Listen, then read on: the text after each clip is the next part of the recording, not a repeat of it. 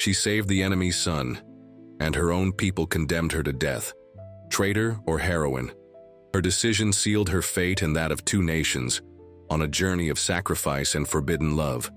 Get ready, for this story of courage and redemption will keep you hooked from beginning to end. Subscribe to the channel, leave your like and comment where you're watching from.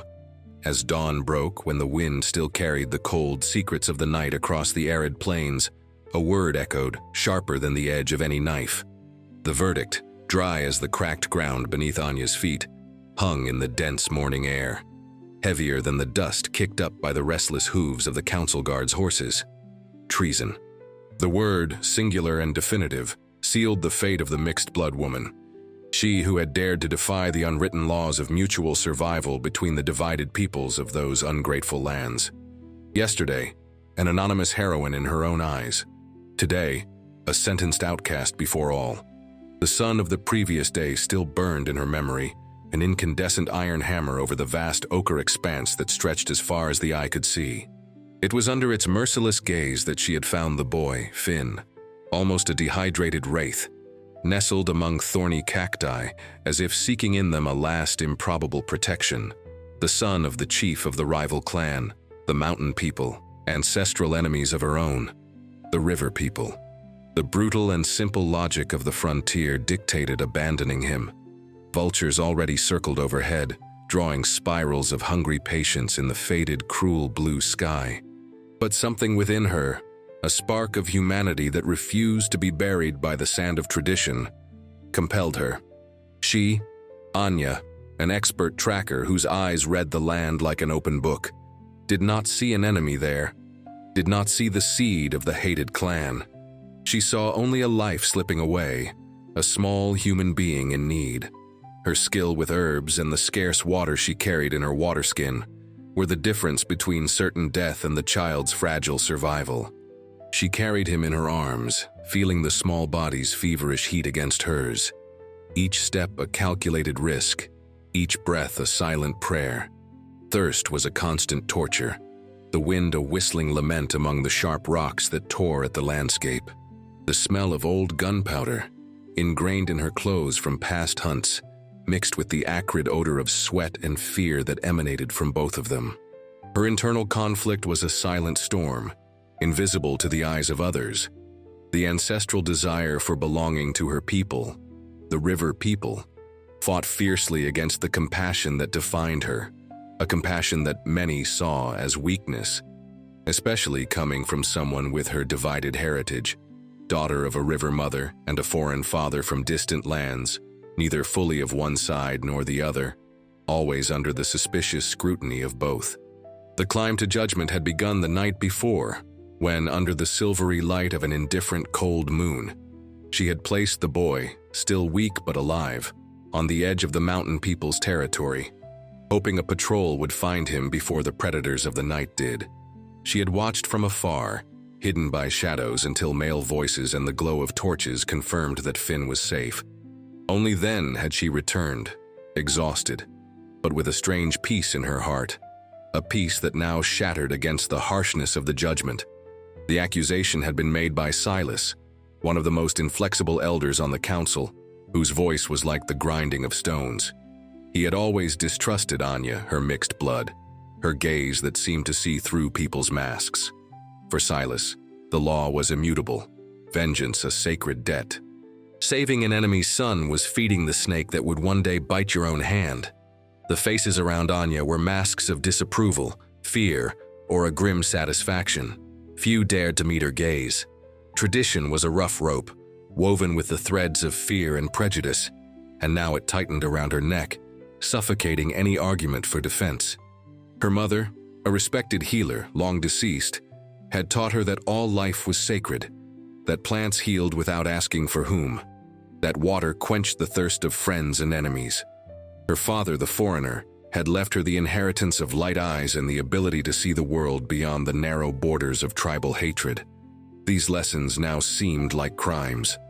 Anya lifted her chin. If she was to die, she would die standing, with the dignity she had left. She did not regret it. A fleeting glint in the crowd caught her attention. Caleb, one of the clan's youngest and most respected warriors, watched her with an indecipherable expression.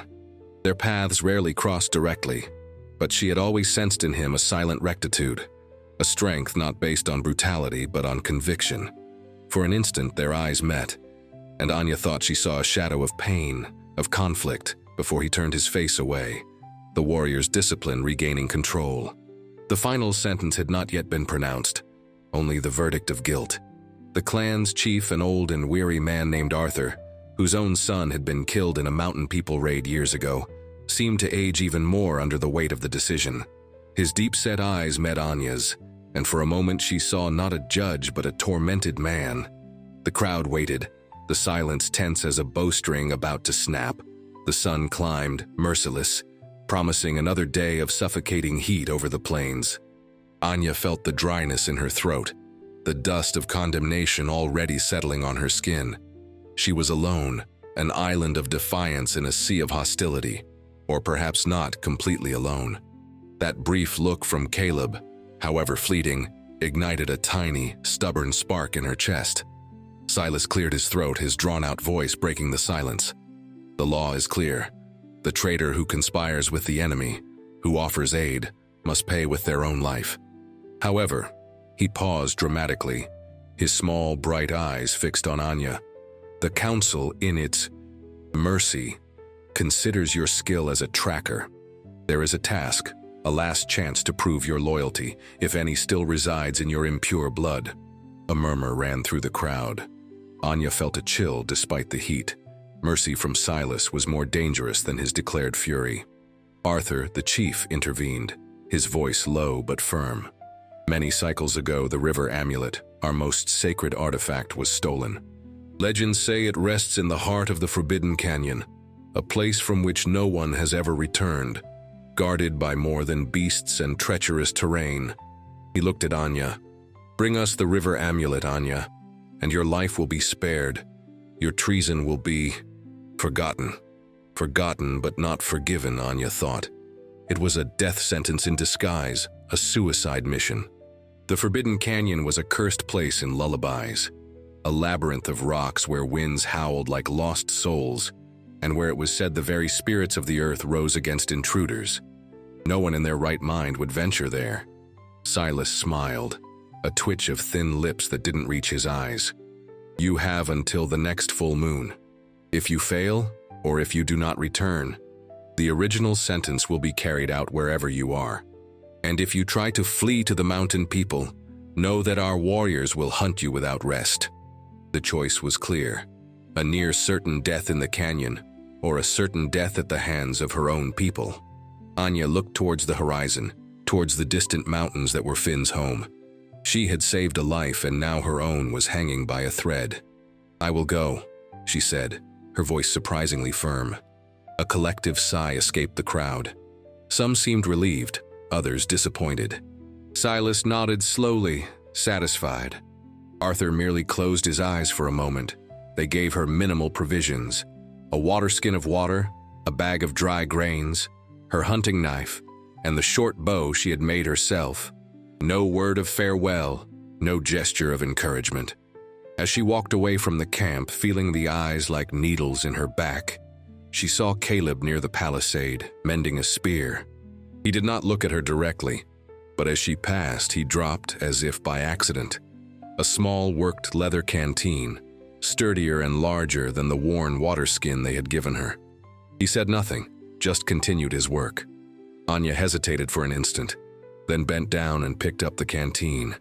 It was heavier than it should be, filled to the brim. A small gesture, almost imperceptible, but one that screamed louder than all the accusations. First moment. She fastened the canteen to her belt, an unexpected warmth spreading in her chest, and walked on towards the unknown and the danger. The ochre vastness swallowed her, and the river people were left behind, a blur of dust and judgment. The days that followed were a trial of endurance and solitude. The sun beat down mercilessly, and the nights brought a chill that penetrated to the bone. Anya rationed the water from Caleb's canteen carefully, each sip a reminder of his unexpected kindness and the risk he had taken. The terrain became more rugged as she approached the region of the Forbidden Canyon. The stories about the place were enough to chill the blood.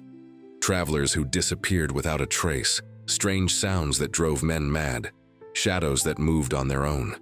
Anya, however, trusted her instincts and her ability to read the land more than legends whispered around campfires. She found tracks of large cats, strange odors that belonged to no known animal, and rock formations that seemed to defy gravity. The entrance to the canyon was a dark, imposing fissure between two stone walls that rose like gigantic fangs. The wind blowing from within carried a constant murmur, almost a voice, and a smell of dampness and something metallic, like old blood.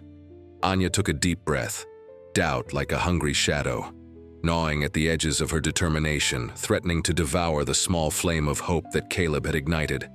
She thought of Finn, the boy she had saved. If she could face the hatred of her people for him, she could face the ghosts of this canyon. With her bow in hand and knife sheathed, she entered the darkness. Inside the canyon, sunlight barely penetrated. The walls were damp and covered with phosphorescent moss in some sections, creating a ghostly illumination. The air was heavy, oppressive. Anya advanced cautiously, her senses heightened to the extreme. She wasn't looking for an amulet. She was looking to survive. She knew Silas and the council didn't expect her to return. This was their form of exile, a way to get rid of her without dirtying their own hands. After 2 days of cautious exploration, following a vein of water dripping from the rocks, she found a hidden cave behind a curtain of petrified ferns. Inside, to her surprise, there were no monsters or spirits, but vestiges of an ancient occupation. Faded cave paintings depicting a different people, older than the river people or the mountain people. And in the center of the cave, on a pedestal of natural stone, not an amulet but a set of obsidian tools and a rudimentary map engraved on a slate slab. The map seemed to indicate safe routes across the plains, unknown water sources, and a meeting point between the river and mountain territories, marked with a symbol she didn't recognize. It wasn't the river amulet, but it was something that might have value. As she examined the map, she heard a noise at the cave entrance. Her heart pounded. She extinguished the small tallow torch she had lit and hid in the shadows, her bow ready. A silhouette appeared against the faint canyon light. Tall, strong, a warrior. Anya held her breath.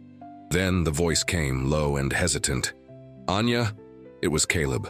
Anya lowered her bow, relief mixed with suspicion. "Caleb, what are you doing here? Did you come to finish the job the council started?" Her voice was harsh. Caleb entered the cave, his eyes taking time to adjust to the gloom. He carried a small pack and his gaze was serious, worried. "I couldn't let you come to this place alone. Silas, he doesn't give second chances. He's already spreading the word that you fled to join the mountain people.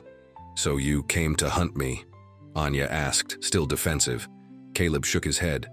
"I came to help, or at least try." He looked around at the paintings, at the map she held. "What is this?" Anya hesitated, but there was a sincerity in his eyes that disarmed her. She showed him the map. "It's not the amulet, but it seems important. Ancient roots, water sources." Caleb examined the map with interest. This could be more valuable than any relic. Information that could help our people survive the increasingly worse droughts. He then took a small object wrapped in soft leather from his pack. He unwrapped it and held it out to Anya. It was her mother's necklace, a simple blue stone polished by time, which she had thought she had lost forever during her capture. Second moment. "I found it near where they judged you," Caleb said, looking away. "I thought you'd want it back." Anya took the necklace, her fingers trembling slightly. Tears came to her eyes, unexpected. It was a piece of her mother, of her identity, returned to her by someone she barely knew, but who seemed to understand her. "Thank you," she whispered. Her voice choked. They stood in silence for a moment, the gloom of the cave enveloping them. "Silas won't like knowing you're here," Anya said finally. "He won't know," Caleb replied. "I said I would patrol the eastern border. No one will come looking for me here for a few days." He looked at her. "Anya, what do you plan to do? This map. If we go back with it, maybe Arthur will reconsider. Not Silas, but Arthur still has some sense." Anya thought. Going back with a map instead of the lost amulet could be interpreted in many ways. It could be seen as an attempt to bargain, or as further proof of her uselessness in following orders. "I don't know if I want to go back to be judged again," she confessed. "Saving Finn, I would do it again. If that makes me a traitor in their eyes, then so be it." Caleb nodded slowly. "I understand. But you can't live as a fugitive forever. And this map, it could be the key to something bigger. Maybe even to lessen the hostility with the mountain people, if it shows routes that avoid conflicts over resources." Third moment. The conversation stretched into the night, by the light of a small fire Caleb skillfully built using dry kindling he had brought. They spoke of the clan, of the traditions that bound them, of the fear that fueled the hatred. Anya spoke of her mother, of how she felt like a stranger in her own land. Caleb spoke of his father, a rigid warrior who had taught him that honor was above all else, but who had never taught him about compassion. For the first time, Anya didn't feel completely alone. There was someone who saw the world with similar nuances to hers. They decided they would try to use the map. Caleb suggested he take it back first, as his own discovery to test the waters. Anya, meanwhile, would remain hidden, but not too far away. If the reaction was positive, she could return. If not, they would have to think of another plan. It was risky for both of them, but it was the only option that seemed to offer any hope. As they prepared to leave the cave the next morning, a tremor ran through the ground, followed by a distant rumble. Small stones fell from the cave ceiling. "What was that?" Anya asked, alarmed. Caleb was already at the entrance, looking out. "Trouble," he said, his voice tense. "A patrol, and it's not from our clan." Anya joined him. Hidden by the rocks, they saw a group of mountain warriors, armed and alert, moving through the canyon entrance. There were at least 10, and they seemed to be following tracks. Their tracks. "They must have found our footprints," Caleb whispered. "We can't leave the way we came in." The map Anya had found showed a possible alternative exit, a narrow passage at the back of the canyon, but it was uncertain if it still existed or if it was passable. It was their only chance. The tension was palpable. If they were captured by the mountain people, their fate would be, at best, uncertain, at worst, a painful death. They began to move stealthily through the canyon's depths, using every shadow, every indentation as cover.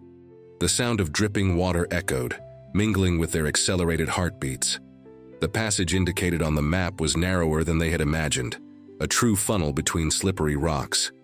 Anya went first, her tracking instincts guiding them.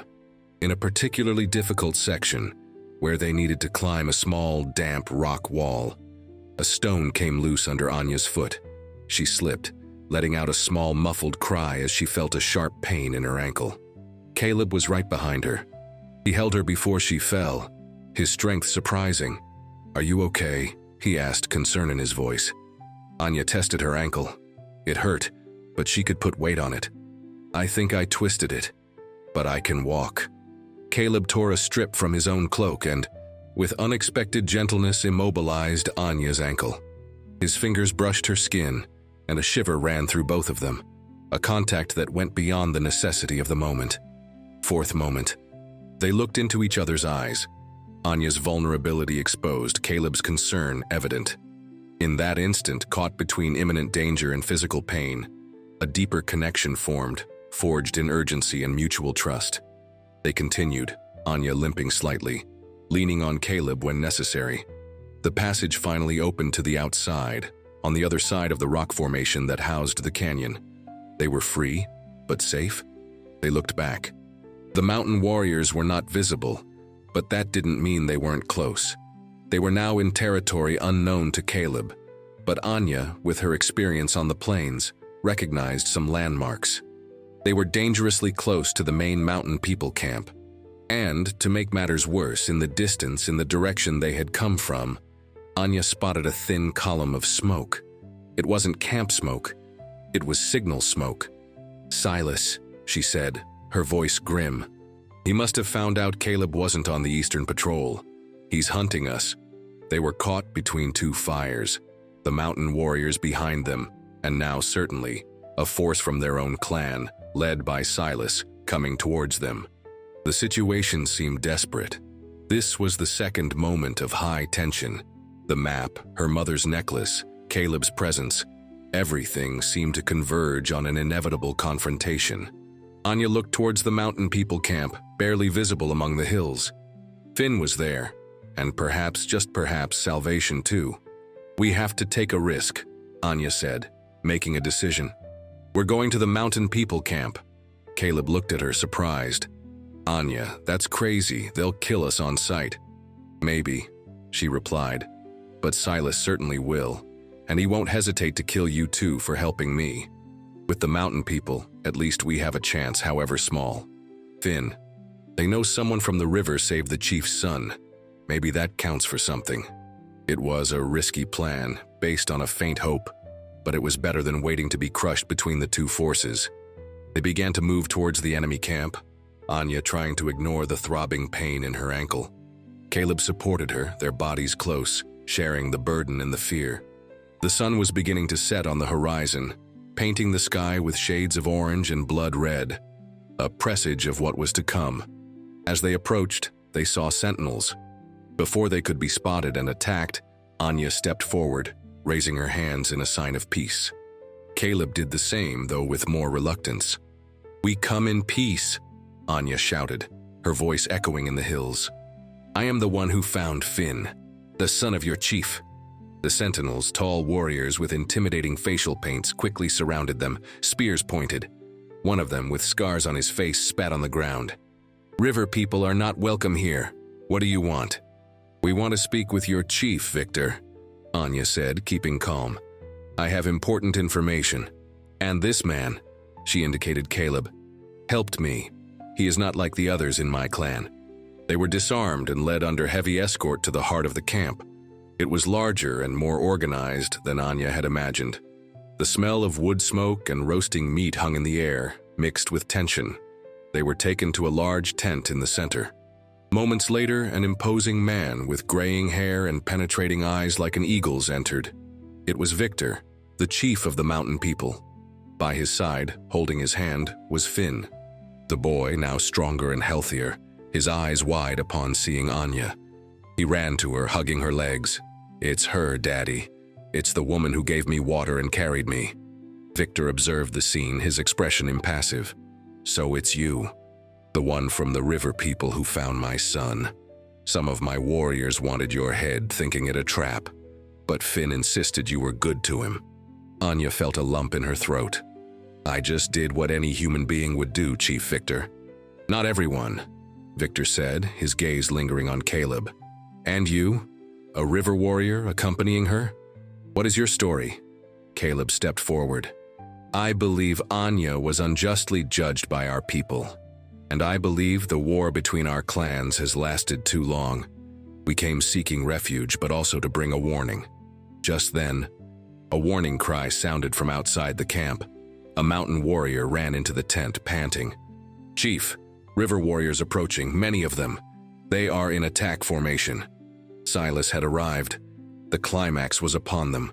Victor looked at Anya and Caleb, his eyes narrowing. "Is this part of your plan? To distract us while your people attack?" "No," Anya exclaimed. "It's Silas, an elder from my clan. He wants me dead and will use any excuse to attack you. He does not represent all of the river people." The tension in the tent was unbearable. The silence before the storm was a crouching animal, claws bared, breath suspended in the air, charged with electricity and imminent death. Finn clung tighter to Anya, frightened. Victor looked at his son, then at Anya, then at Caleb. A decision needed to be made, and quickly. "Take them," he ordered his guards. Anya felt her heart sink. Would they be executed?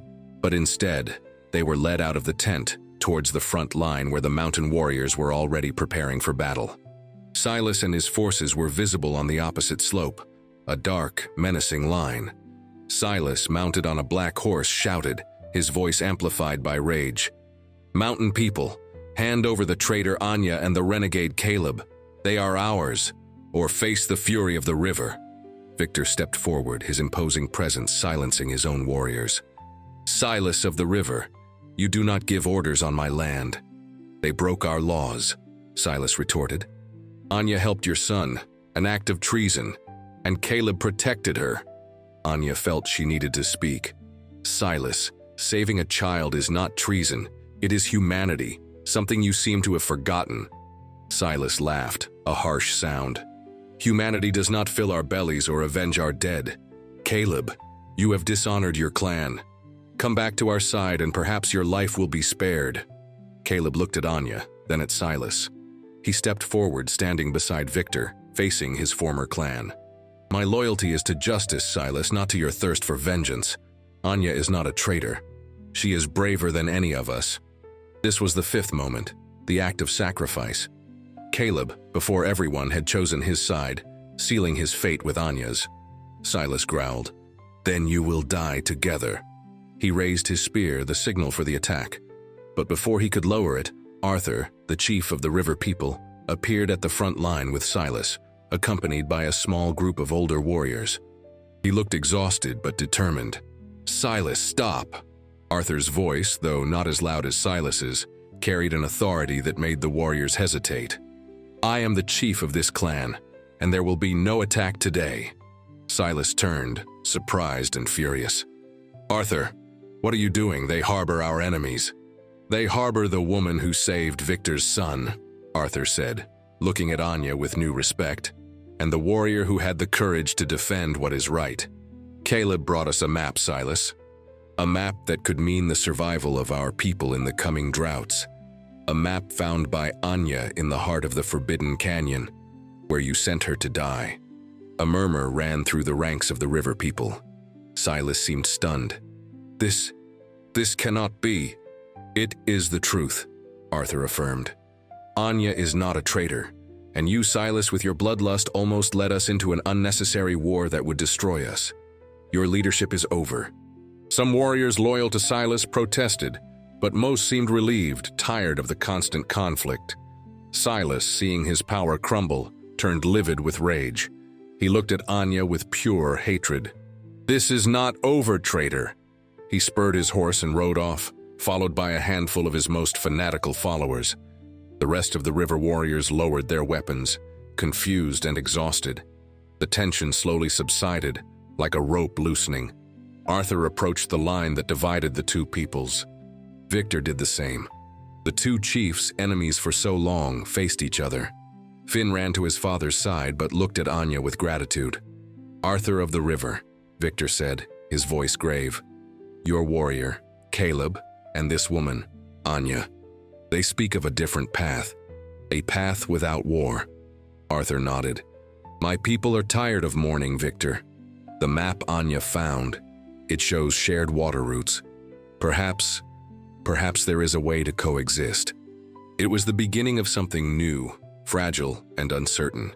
In the days that followed, cautious conversations began between the two clans. Anya and Caleb acted as bridges, their experiences and courage respected by both sides.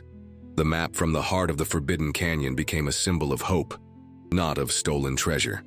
Silas and his followers disappeared into the plains, a persistent but diminished threat. This was the third moment of tension. Silas's shadow lingered, the possibility of his revenge or sabotage to the fragile peace process. Joint patrols were established to protect the talks and to search for Silas. Trust was built slowly, one brick at a time. Anya was no longer an outcast. The river people, led by Arthur and influenced by Caleb's bravery, began to see the value of her compassion. The mountain people, grateful for Finn's life and impressed by Anya's honesty, offered her respect and safety. She did not belong entirely to either clan, but in a way, she now belonged to both. Her mixed blood, once a reason for suspicion, became a symbol of unity. Caleb remained by her side. His act of defiance to Silas had elevated him in the eyes of many in his own clan and earned him the respect of the mountain people. But more importantly, it had solidified the bond between him and Anya. One quiet night, sitting under the stars that now seemed less indifferent, Caleb took Anya's hand. "You changed everything, Anya," he said, his voice soft. "You showed me that true strength is not in the spear, but in the heart." Anya squeezed his hand. We changed, Caleb. Together. The future was still uncertain. Old wounds would take time to heal. But for the first time in generations, there was a real chance for peace on the plains. Forgiveness was a tiny seed, planted in stony ground, needing more than tears to germinate. It required the sun of trust and the rain of mutual patience.